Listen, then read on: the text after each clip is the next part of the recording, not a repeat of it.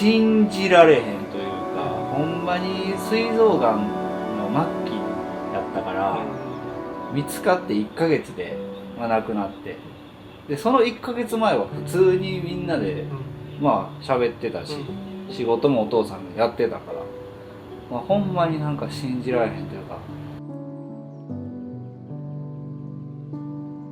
人はいつ死ぬかわからんから、親がこう元気やったとしても月に1回会いに行くとかいうのはほんまにやっといた方がいいし、自分がいつ死ぬかもわからんから。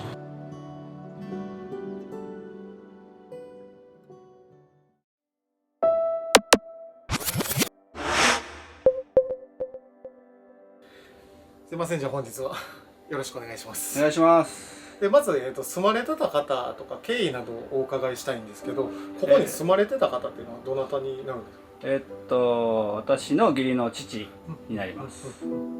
なんか片付ける経緯とかっていうのはどういった経緯があったんですか？4月の、頭に、がんが見つかって、でそこから1ヶ月弱で亡くなったんですね。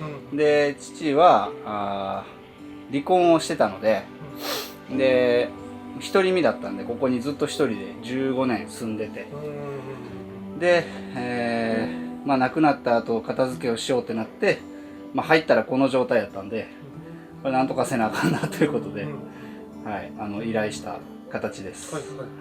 で奥様のお父さんにあたるってことですかね？そうですそうです。でもう今はじゃあ離婚されてて？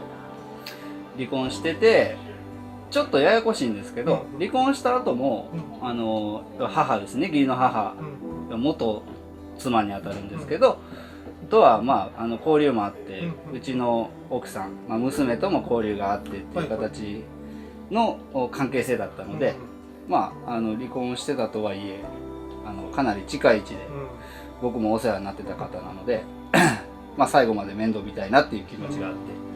そのじゃあ交流があった時に中の状態ってこういうなってたっていうのは皆さん知ってたわけですか？いや、もうみんな知らないです。入ったことなかったので、まさかここまでとは思ってなかったんで、びっくりですね。初めて入った時ってどんな感情でしたか？なんでしょう、ちょっとこう寂しいというか、もうちょっと早く相談してくれへんかったんかとか、多分自分一人ではこうね、苦手な人だったと思うんですよ、片付けとかも。でも自分はもうね、離婚した身やからっていうのもあって相談せえへんかったんやろと思うんですけど、もうちょっと早めに頼ってくれよというのは正直ちょっと思いましたね。じゃあ今はもうじゃあ、奥様とお母様と一緒に片付けていってる段階っていうか、そうですね。生前父がこういうものは残しといてくれとかいうのは律儀にメモを残してたんで、それをこうあらかじめ引き取った上で、片付けをしていこうかなという流れですね。で必要なものってもうある程度ピックアップはできてる感じですか？そうですね。メモがあると思うんで、その都度こう作業してもらいながら大事なものとかはちょっと聞いてもらって。了解です。あとアルバムがまだ見つけきれてないとか、段ボールにまだ入ってるものが何が入ってるかわからないっていうのもあると思うんで、そこら辺ちょっとじゃあ一緒に片付けながらやっていきますので、よろしくお願いします。お願いします。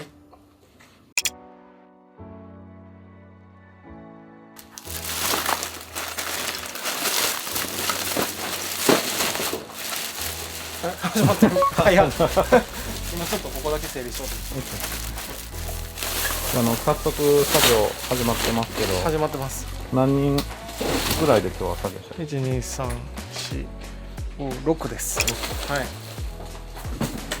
でここの家ともう一個あとレンタルスペースみたいなところで物置みたいに使ってるところがあるんで、ここ終わってからそっちに移動する感じです。運び出しが階段やからこっちをみんなで一気に終わらせて、あとで少人数でそっちの物置の方に行こうかな。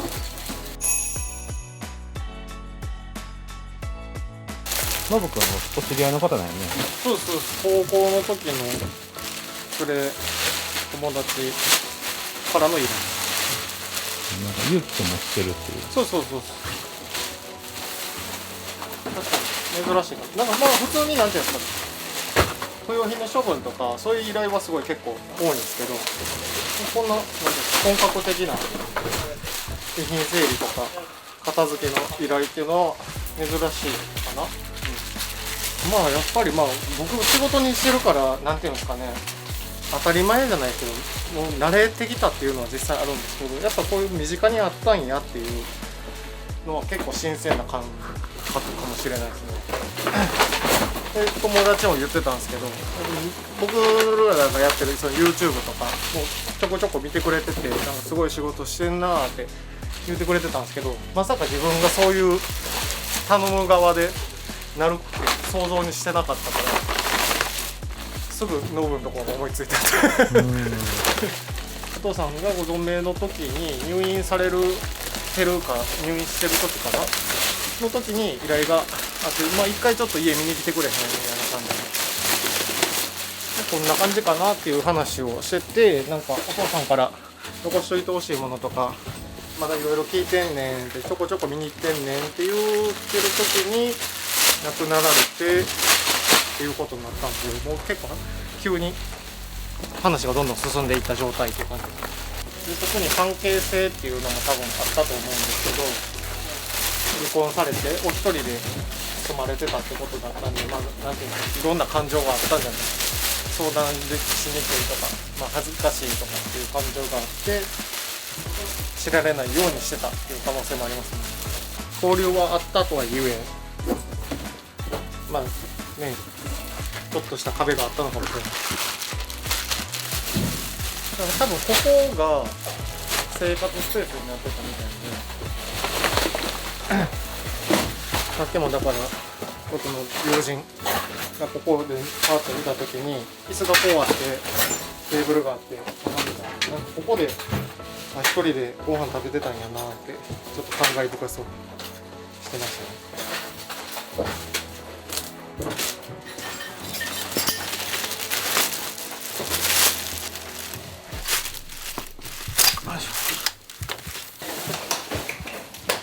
ケイシン、これもごめん見てもらって、レンタルのやつちゃうかな。ここで寝てはった形跡は。あ、でもそうですね、多分ここは静止してたと思う。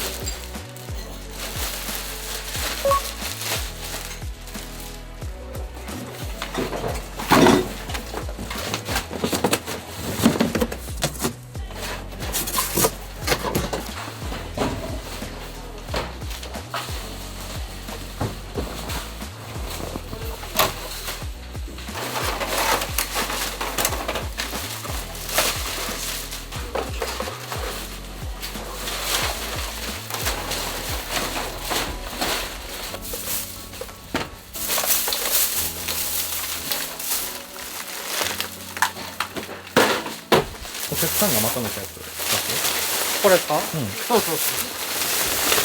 危険物入ってない。あ、やっぱそういう。スプレー入ってたりするんで。で、さっき多分途中で携帯残しときたいって言ってたんで。なるほど。暑なってきたね。暑いですね、ほんまに。多分ほんまに EV で一番汗かけたの僕は。ああ、かもしれない。こうそんなに動いてないように見えるじゃないですか。うん。なのにこんだけ出てくるんですよ。たまたま昨日も僕撮影やったんですけど、ちょっと似てるなって思ったのが、もともと住んでた家をちょっとなんかいろいろ親が体調崩してその実家の方に戻ったりいろいろバタバタしてる中、3年ぐらい空けないといけない家を。でその3年間の間妹さんに住んでもらってたみたいなんですけど、で3年経ってまあちょっといろいろ落ち着いてきたんで引っ越ししようかなって戻ったらなんか今全然引っ越しできる状況じゃないみたいな妹さんに言われて、どういうことって言って見に行ったら散らかってたみたいなっていう昨日の撮影やったんですけど、そこももっと早く相談してほしかったっていうのは言ってましたね。でも任せっきりにしてた自分も悪いけどみたいな、もっと早く相談してくれて助けてあげれたらよかったなっていう、すごい後悔の念じゃないけど、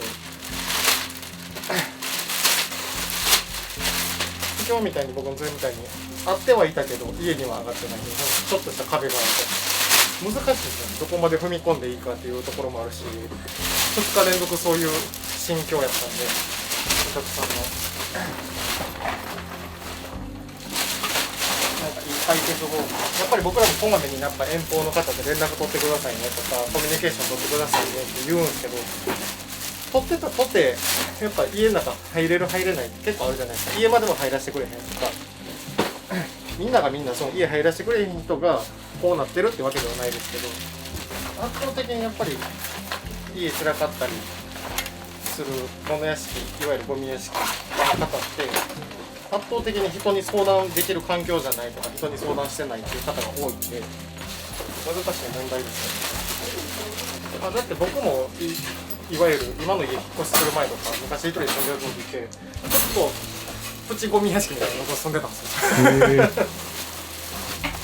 僕もほんまやったやりっぱなしでいう性格なんで、それこそ例えば親見に来るとか時は入れなかったですもともと片付け僕もめちゃくちゃ苦手なんで、それが自分の解決法としては人を呼ぶようにしてます。それぞれのあった解決法って絶対あると思うんです。いろいろ試行錯誤して、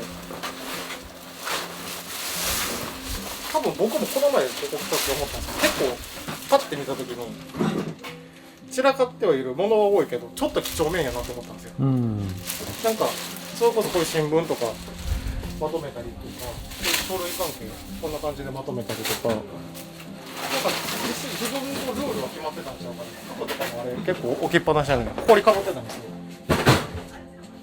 あそこはだから常に来てたんです。こっちは来てないんですけど、多分のかなって、なんか自分のルールがあったんじゃないかなって。でなんか几帳面な方やったんですかっていうのを聞いてたら、いやそんなことないと思うけどみたいな言ってたんですけど、僕らもやっぱりいっぱいいろんな物件見てきてふと思ったのがそういうとこかな。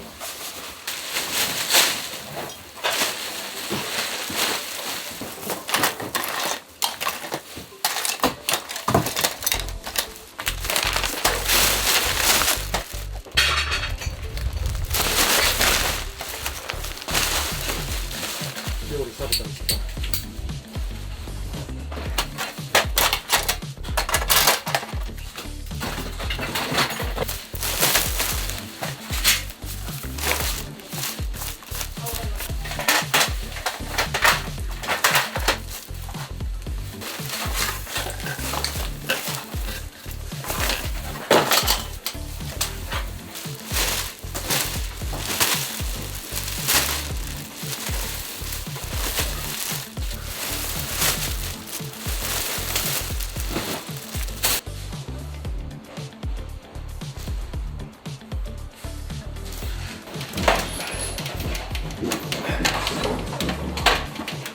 ここまでだっけ？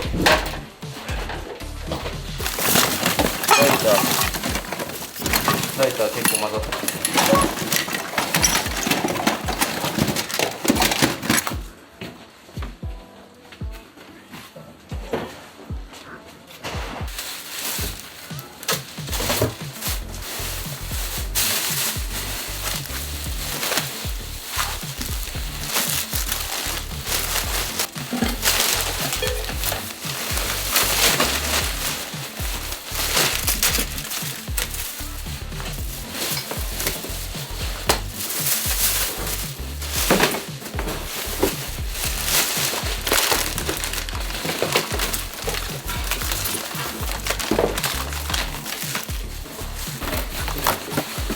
洗面所のやつ見てもらえる？見てもらうやつ、そっちのやつ出し終わったら、それまだあんのやつやろ。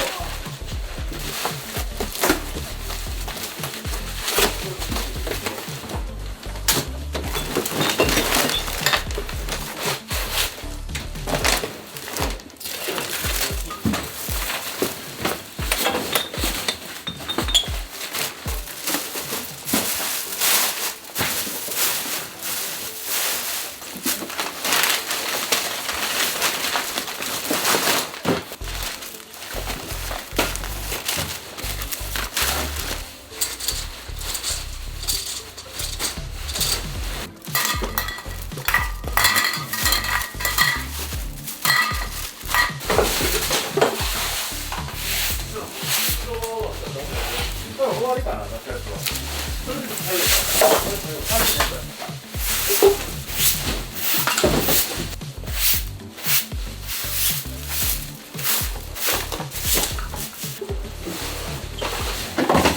これだけでいい。ありがとうございます。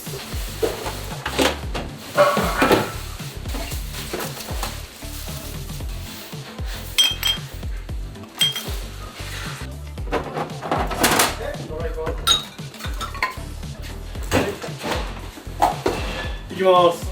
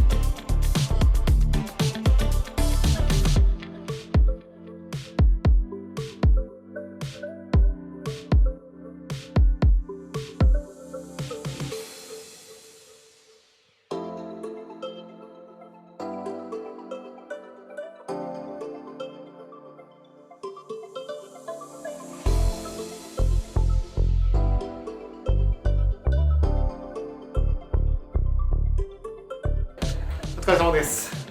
こっちのお部屋の方の片付けは今終わりました。予定通り2時間ちょっとで作業終われたので、今から、お客様にも確認していただいたんで、もう一個の物置の方の片付けに行かせていただきたいと思います。ありがとうございます。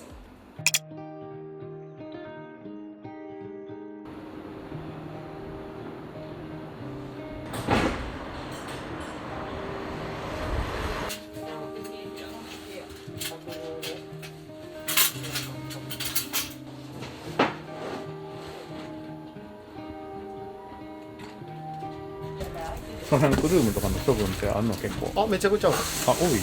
あ、そうなんや。なんかそれこそ遺品整理してて、とりあえず家を開けなあかんから、一旦こういうところに預ける人多いんですよ。そうなんや。でご自身でなんかちょこちょこって見ながら分けたりして、でもうあと全部いらないですとかっていう依頼もたまにあるんですよ。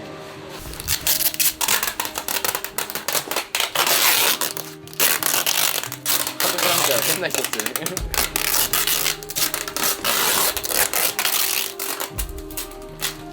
こんな。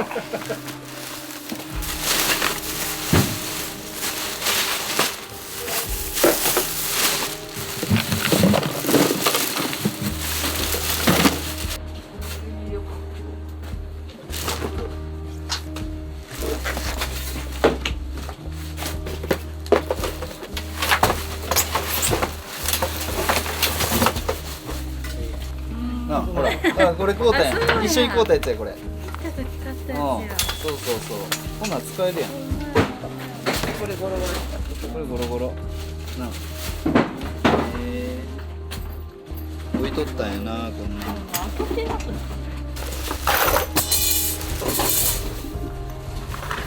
これも釣り具ですね。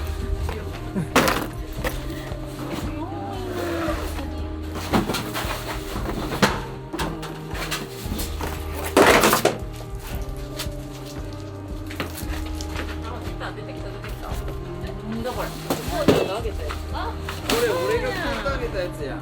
未開封やん。開いてない。還暦祝いで買ったやつ。ああ、そう。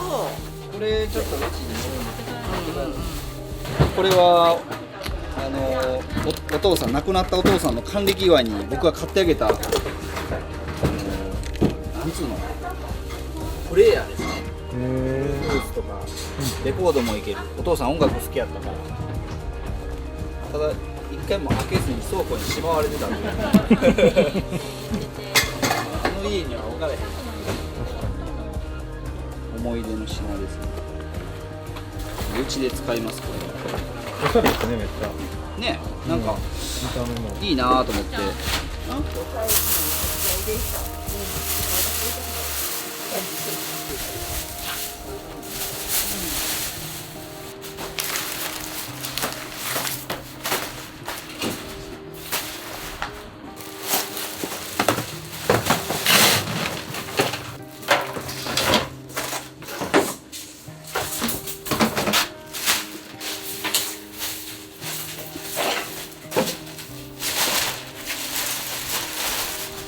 今日こっちは開きました。ありがとうございます。もうもう一個やねんな。大変。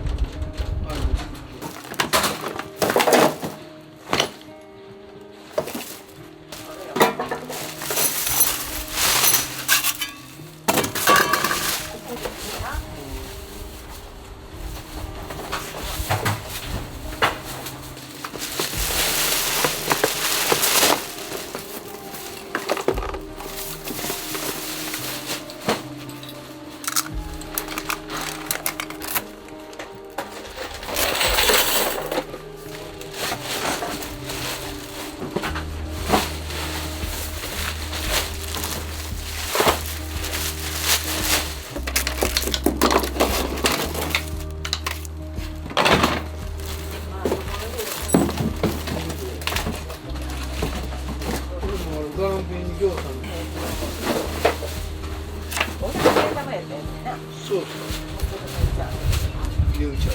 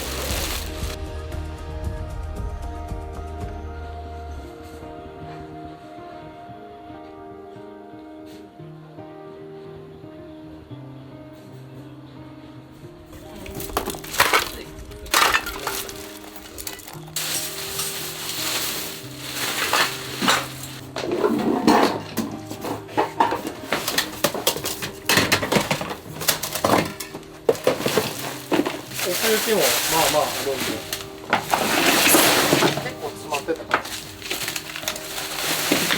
これな、これを貼ってトイレ。ああ、これか。うん。それかわかんない。そんなような色やったな。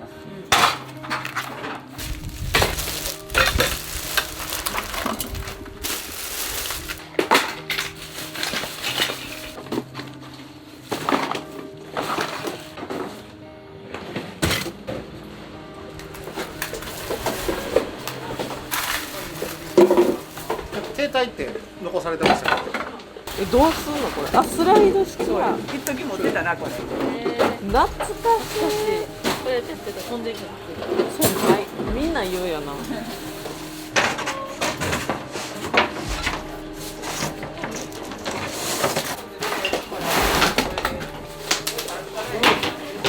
やば。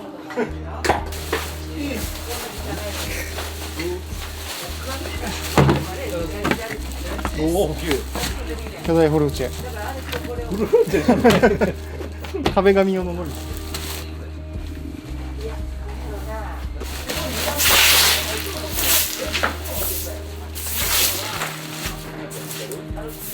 家から出た川沿いのちょっと下がったところやった。完璧です。ありがとうございます。ありがとうございます。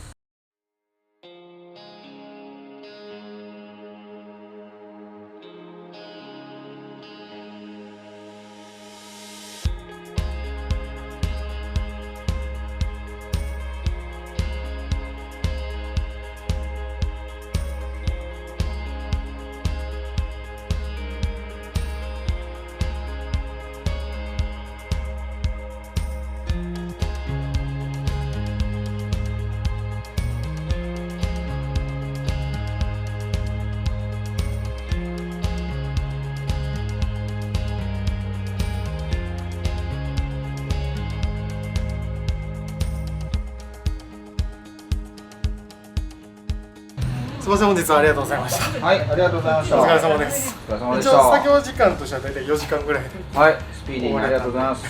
終えてみてどうですか。終えてみて、すっきりしましたね。野川物さんも喜んでもらいましたか。いやー、そうですね。なんか、お父さんのこう、僕らが見えてなかった部分が、いろんな残った、まあ、遺品からこう見えたりして、ね、多分こうお母さんも嫁も喜んでるんじゃないかなと。なんか創作物ある程度もう見つかりも箱の中だとか。まあそうですね。基本的には綺麗にさらえてもらったんで、ありがとうございます。いえいえ、こちらこそでありがとうございますす。なんかもともと僕知り合いっていうのもあって、そうね。でどんな仕事してるかっていうのを多分分かってたから、そうね。なんかこういう自分の立場になるとは思ってなかったみたいなのを言ってて、そうやな。なんかいざそうなった時ってどういう感情が最初にいやー、信じられへんというか、ほんまに膵臓がんの末期やったから、見つかって1ヶ月で、亡くなって、でその1ヶ月前は普通にみんなで、喋ってたし、仕事もお父さんやってたから、ほんまになんか信じられへんというか、狐につままれてて、だからみんなもうバタバタ。確かに、急やったもんね。急すぎた。だからなんかこういう経験をしてる人は多分いっぱいおるやろうから、自分たちで片付けられへんとか、だからそういう意味では eWay みたいなね仕事っていうのは、サービスはすごい多分ありがたがられるんじゃないかな。実際僕らもありがたかったしね。まさかノブに助けられるとはね。俺がこういう仕事してるって知ってたから、そうやなんかすぐパッと思いついたかもしれないけど、逆に知らんかったらどう探したらいいんやろうとか。多分なんだろう、遺品整理とか、家掃除とかで検索して出てくるところに、見積もり取ってみたいな感じだったと思うけどね。やっぱり一度は経験することだと思うけど、みんな一回経験するかせえへんかっていうことやと思うから、なんかそういう人にアドバイスみたいな、同じ境遇に陥った方とか、なんか今後対策、こういうこと知ってるだけでも違うなとか。そうやな。まず人はいつ死ぬかわからんから、親がこう元気やったとしても月に1回会いに行くとかいうのはほんまにやっといた方がいいし、自分がいつ死ぬかもわからんから、健康診断マジで行こうみんなって思う。人間ドック行こうって思う。俺も行こうと思ったし、年も年やしな。そうほんまにそう。ほんでそうやな、なんかそういう高齢になった親とかを持ってる人は、そのお父さんとかお母さんがね、大事にしてるものがどこにあるんかとか、把握してるだけでも全然ちゃうもん。それはほんまに、聞いといて確認しといた方がいいと思うし、その辺かな。学んだわ今回。貴重な意見ありがとうございます。いえいえ、とんでもないです。はい、今日は僕の友達からのご依頼でしたけど、珍しいパターンでまあまあでもね、作業することは一緒やからどこも。まあそうやろうね。いやもうね、素晴らしいサービスで、ありがとうございます。ありがとうございました。何のひいきもしてないけどな。ほんま何のひいきもしてないけど。ありがとうございます。ありがとうございますいません、今日は本当にご苦労様でした。はい、ありがとうございました。ありがとうございます。はい。